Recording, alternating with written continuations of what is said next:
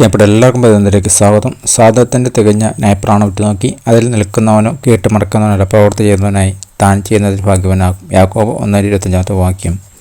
യേശുവിലുള്ള വിശ്വാസികളുടെ വളർച്ച സംബന്ധിച്ച് ഇത് പ്രധാനമാണ്.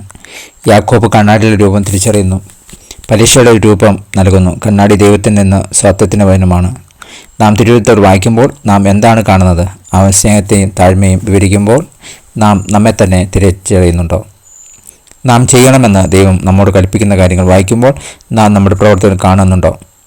നാം നമ്മുടെ ഹൃദയത്തിലേക്ക് നോക്കുകയും നമ്മുടെ പ്രവർത്തികൾ പരിശോധിക്കുകയും ചെയ്യുമ്പോൾ നമ്മുടെ പ്രവർത്തികൾ ദൈവം നമ്മിൽ നിന്ന് ആഗ്രഹിക്കുന്ന കാര്യത്തോട് യോജിക്കുന്നുണ്ടോ? അതോ നാം മാനസാന്തരം തേടുകയും മാറ്റം വരുത്തുകയും ചെയ്യേണ്ടതുണ്ടോ എന്ന് തിരിച്ചറിയുവാൻ തിരുവഴുത്ത് നമ്മെ സഹായിക്കാനാവും.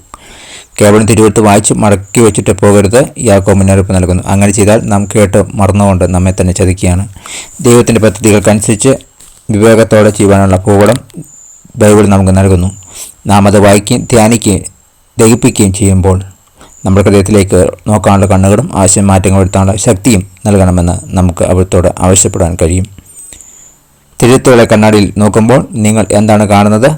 എന്ത് മാറ്റങ്ങളാണ് നിങ്ങൾ വരുത്തേണ്ടത്? പ്രാർത്ഥിക്കാം. പ്രിയ ദൈവമേ, എൻ്റെ ജീവിതത്തെയും എൻ്റെ ഉദ്ദേശത്തെയും പ്രവർത്തികളെയും കാണാനുള്ള ഒരു കണ്ണാടിയിൽ തിരുവഴുത്തുകളെ ഉപയോഗിക്കാൻ എന്നെ സഹായിക്കണമേ. Thank God bless you. പുതിയ ദിവസം പുതിയ അനുഭവങ്ങളെ ദൈവം നൽകട്ടെ. God bless you in Jesus name. Amen.